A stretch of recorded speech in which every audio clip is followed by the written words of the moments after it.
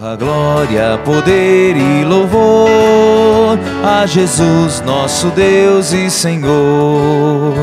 Buscai o bem e não o mal, pois assim vivereis. Então o Senhor nosso Deus conosco estará. Honra, glória, poder e louvor a Jesus, nosso Deus e Senhor. Honra, glória, poder e louvor a Jesus, nosso Deus e Senhor. O Senhor esteja convosco. Ele está no meio de nós. Proclamação do Evangelho de Jesus Cristo segundo João. Glória a vós, Senhor. Naquele tempo, Jesus partiu da Samaria para a Galileia. O próprio Jesus tinha declarado que um profeta não é honrado na sua própria terra. Quando então chegou a Galileia, os galileus receberam-no bem, porque tinham visto tudo o que Jesus havia feito em Jerusalém durante a festa, pois também eles tinham ido à festa. Assim Jesus voltou para Caná da Galileia, onde havia transformado a água em vinho. Havia em Cafarnaum um funcionário do rei que tinha um filho doente. Ouviu dizer que Jesus tinha vindo da Galileia, da Judeia para a Galileia. Ele saiu ao seu encontro e pediu-lhe que fosse a Cafarnaum curar seu filho que estava morrendo. Jesus disse-lhe: se não virdes sinais e prodígios, não acreditais. O funcionário do rei disse: Senhor, desce antes que meu filho morra. Jesus lhe disse: podes ir, teu filho está vivo. O homem acreditou na palavra de Jesus e foi embora. Enquanto descia para Cafarnaum, os empregados foram ao seu encontro, dizendo que o seu filho estava vivo. O funcionário perguntou: a que horas o menino tinha melhorado?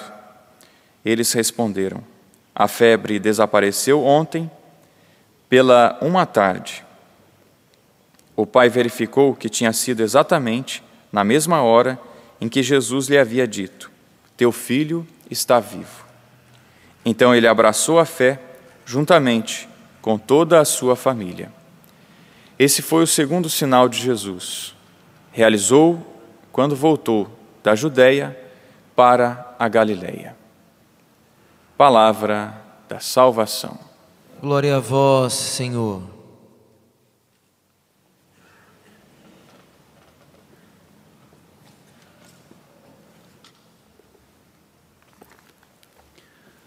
Caríssimos irmãos e irmãs, nós já estamos na 4ª semana da Quaresma. A próxima semana já se conclui o tempo da Quaresma. Nós viveremos toda a próxima semana, que será a 5ª, e o outro domingo já será o domingo de Ramos, quando se inicia a Semana Santa, a semana de todas as semanas, a grande semana. E durante todo o percurso quaresmal que nós fazemos, nós precisamos recordar do primeiro apelo que Jesus faz quando ele se manifesta ao povo: convertei-vos e crede no Evangelho, porque o reino dos céus, o reino de Deus está próximo. Vamos falar juntos? Convertei-vos e crede no Evangelho, porque o reino de Deus está próximo. Este é o primeiro apelo que Jesus faz. É o primeiro apelo à conversão, é o primeiro apelo à mudança de vida, é o primeiro apelo até mesmo antes de mostrar qualquer sinal. O reino de Deus está próximo.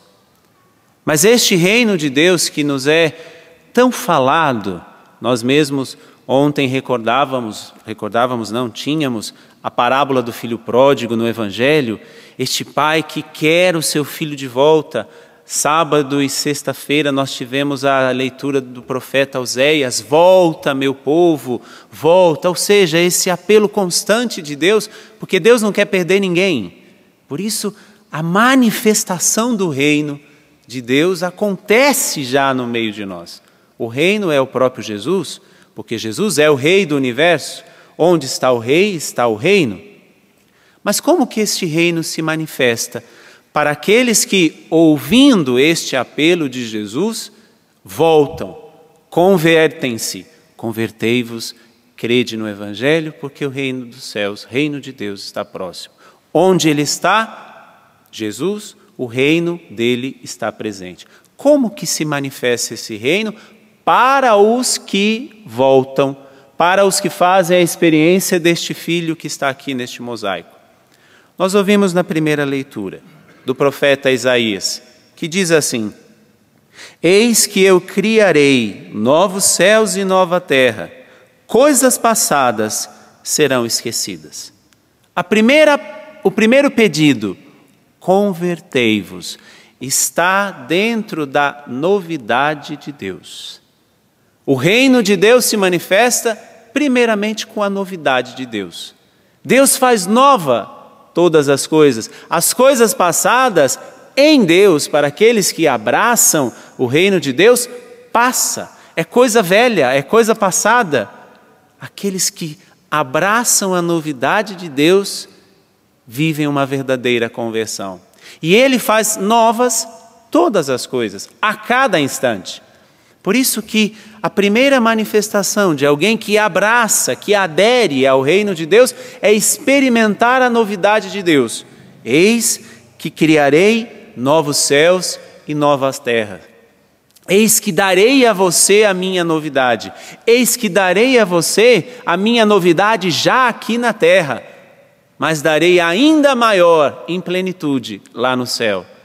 Eis que eu darei a você a novidade. Deixe que o que é velho passe.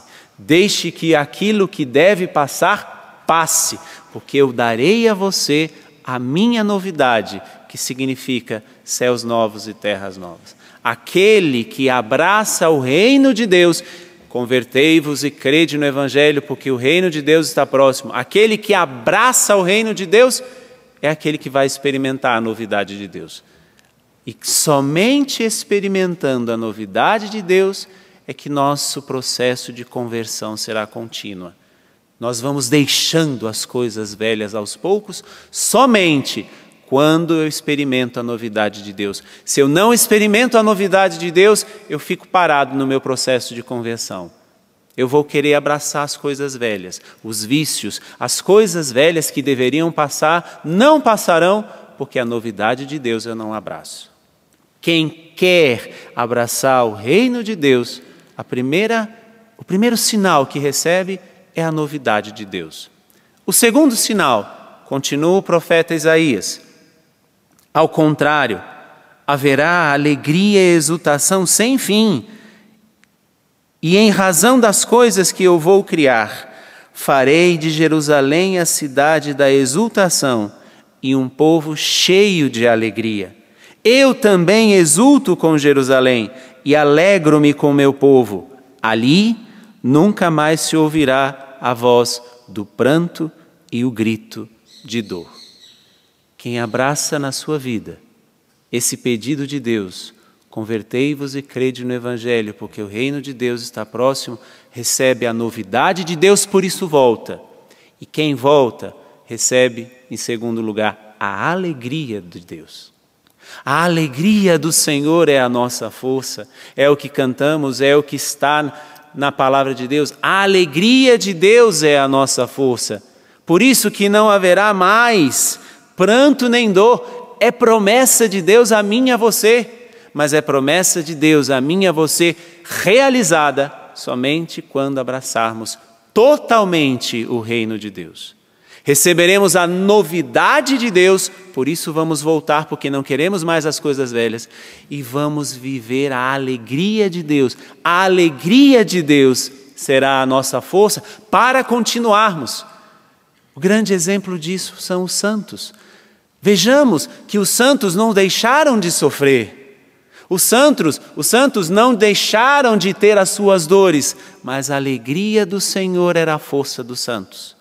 A alegria do Senhor é a força dos santos. Por isso, independente do caminho que eles tiveram, não tiveram o rosto entristecido, porque a alegria de Deus é a nossa força. Que coisa linda quando nós encontramos uma pessoa que abraçou o reino de Deus. Não é aquela pessoa que a gente acha que é besta, que vai ficar rindo para todo mundo, não é essa. Mas o rosto de Deus resplandece, o rosto dessa pessoa, resplandece a alegria do Senhor, porque a alegria do Senhor é a nossa força, é promessa dele, não haverá mais dor nem pranto para aqueles que abraçam, porque farei de Jerusalém e do meu povo uma cidade alegre. Quem é que não quer ser alegre? Mas muitas vezes nós não somos alegres porque estamos fixados, com os olhos fixos naquilo que ainda não deu certo, naquilo que ainda está entristecido. Se eu olho para Deus, se eu abraço o reino de Deus, eu recebo a novidade, por isso volto. Recebo a alegria, por isso continuo a minha caminhada. Nada nos abala, porque a alegria do Senhor é a nossa força. E a terceira coisa, daqueles que abraçam este pedido de Deus, convertei-vos e crede no Evangelho, porque o reino de Deus está próximo, experimentam a novidade de Deus, a alegria de Deus e, como nós ouvimos no Evangelho, o poder de Deus. Este homem que se aproxima de Jesus, esse funcionário do rei que se aproxima de Jesus e vai pedir a Jesus: vem porque o meu filho está enfermo, vem porque meu filho está morrendo. Jesus não precisou nem ir lá. Jesus não foi nem lá na casa dele. Jesus disse apenas uma palavra: podes ir, o teu filho está vivo. O poder de Deus, que não se fundamenta somente em curas e milagres, mas o poder de Deus que se manifesta nesta palavra, Ele quer dar vida a cada um de nós.